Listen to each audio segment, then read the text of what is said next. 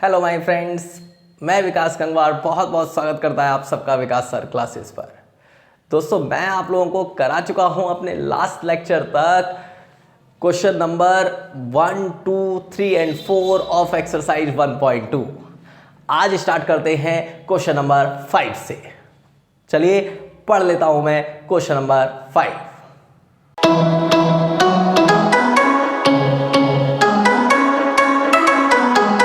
तो my friend, question number 5 बोल रहा है आप लोगों से, चेक वेदर 6 की power n can end with digit 0 for any natural number n। तो मैंने आप लोगों को इसके इंट्रोडक्शन लेक्चर में बताया था कि अगर किसी नंबर के प्राइम फैक्टर में 2 और 5 ही होंगे, इसके अलावा कुछ नहीं होगा, तो ही वो 0 पे एंड होगा, अदरवाइज नहीं होगा। ठीक है, तो चलिए पहले फैक्टर करते हैं 6 की पावर n। तो माय फ्रेंड, 6 के फैक्टर आप लोग जानते हैं 2 और 3 हो सकते हैं। क्या हो सकते हैं? 2 और 3। तो यार हम क्या लिखें यहां पर? Since its prime factors contains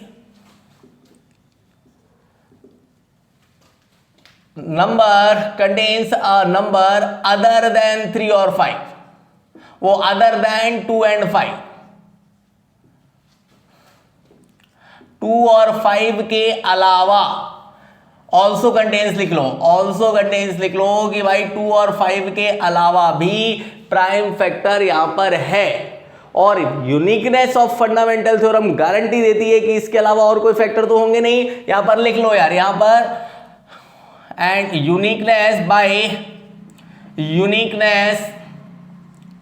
of fundamental theorem of arithmetic, fundamental theorem of arithmetic guarantees that there will be no other factor, कि भैया इसके अलावा कोई और फैक्टर नहीं होंगे। तो माय फ्रेंड, ऐसा कोई नंबर नहीं है जो जिस पर ये 0 पर एंड हो जाए।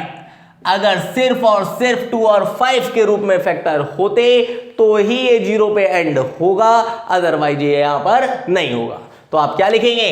Hence there is no natural number n,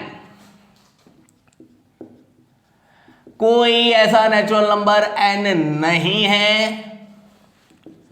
for which it can end with digit 0, जिसके लिए भाई ये 0 पर एंड हो सके। ऐसा कोई भी यहां पर आपका नेचुरल नंबर नहीं है। ठीक है, तो बस यार कुछ स्टेटमेंट ड्रामाइड सी यहां पर लिखनी थी। सिंपल सी बात है, अगर फैक्टर 2 और 5 होंगे तो भाई ये 0 पे एंड होगी, अदरवाइज ये एंड नहीं होगी। लिखने का तरीका ये फॉलो कर लीजिएगा। Okay, now move to the question number 6। हटाएं इसको, चलिए हटाते हैं। तो माय फ्रेंड, अब मैं पढ़ने आ रहा हूं question number 6।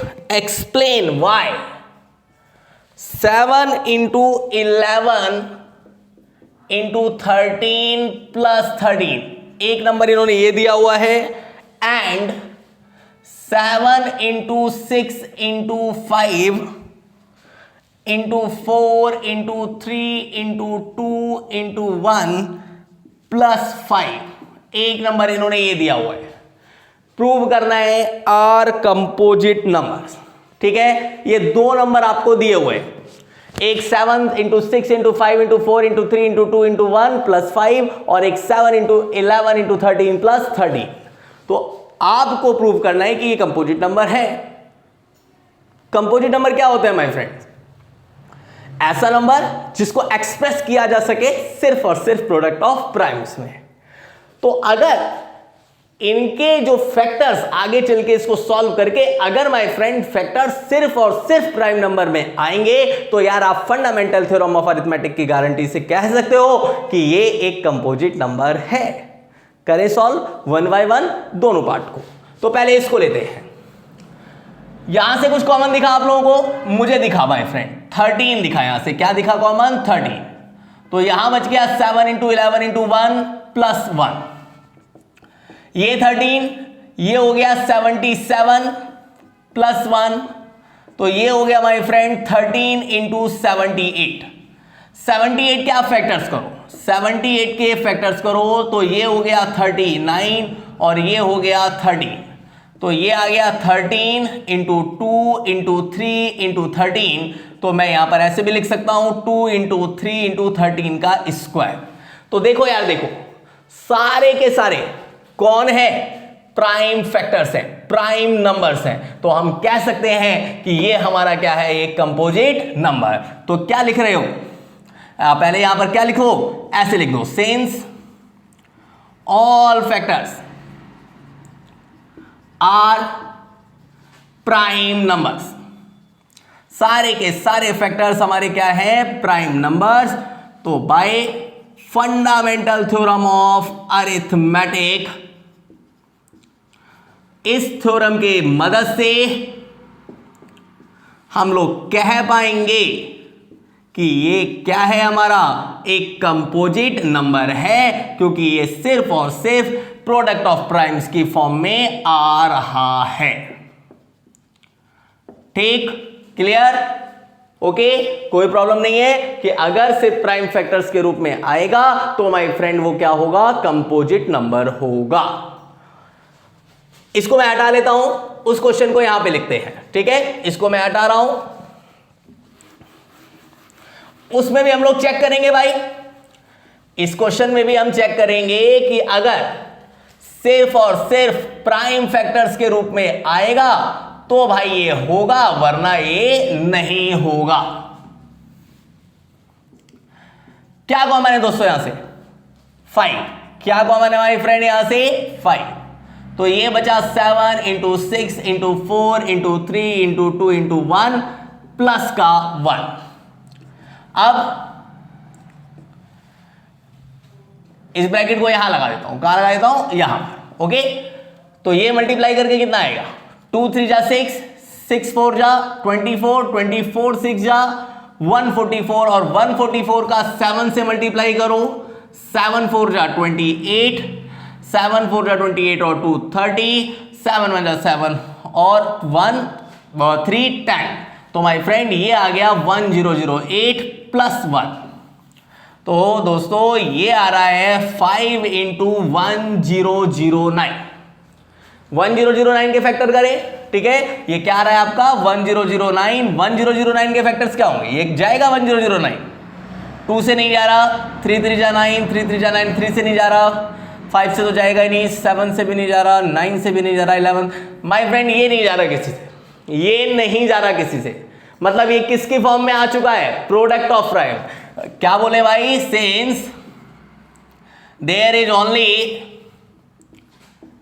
Prime factors, so कह दो भाई, कह दो, by fundamental theorem of arithmetic, क्योंकि सिर्फ और सिर्फ प्राइम के फॉर्म में अगर आएगा तो भाई वो हमारा कौन होगा, एक कंपोजिट नंबर होगा,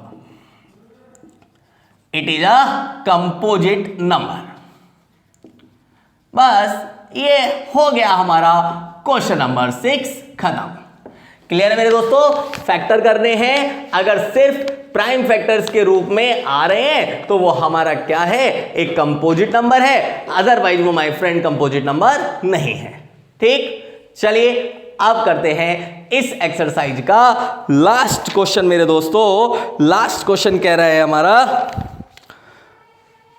वर्ड प्रॉब्लम है भाई, ये तो थोड़ी सी मतलब लंबा सा क्वेश्चन है, पढ़ देता हूं मैं, पर पहले इसको हटा लेते हैं। तो दोस्तों लास्ट क्वेश्चन मैं पढ़ने जा रहा हूं, ध्यान से सुनिएगा। There is a circular path around a sports field, एक सर्कुलर पाथ है स्पोर्ट फील्ड के चारों ओर। Sonia takes 18 minutes to drive 1 round of the field, एक चक्कर लगाने में उसको कितने मिनट लगते हैं, 18। While Ravi takes 12 minutes for the same, और रवि को कितने लगते हैं भैया? 12 minute. Suppose they both start at same point and at the same time and go in the same direction. कह रहा है दोनों ही एक ही पॉइंट से मान लीजिए चलना शुरू करते हैं एक ही टाइम पर और एक ही डायरेक्शन में. After how many minutes they will meet again at starting point. इस तरीके के क्वेश्चन माय फ्रेंड आ जाए जब एक ही टाइम पर एक ही स्टार्टिंग पॉइंट पर आप लोगों को से निकालना होता है तो हमेशा क्या निकाला करिए? एलसीएम. क्या निकाला करें? एलसीएम. तो मेरे दोस्तों यहां पर रिक्वायर्ड जो टाइम होगा वो एलसीएम होगा सोनिया के टाइम का और आपके रवि के टाइम का, मतलब 18 मिनट और 12 मिनट का. इन दोनों का एलसीएम निकाल लीजिए. 18 का निकाले भाई, पहले फैक्टर्स करिए 18 के. 2 9 जा 18, 3 3 जा 9, 3 1 जा 3. तो माय फ्रेंड ये हो गया 2 इंटू 3 का स्क्वायर. 12 के करिए फैक्टर्स. 2 6 जा 12, 2 3 जा 6, 3 1 जा 3. तो माय फ्रेंड ये हो गए 12 के फैक्टर्स, 2 का स्क्वायर 3. तो मेरे दोस्तों एलसीएम 18 और 12 का, हर फैक्टर और उसकी हाईएस्ट पावर. फैक्टर 2 दिख रहे हैं, 2 और 3.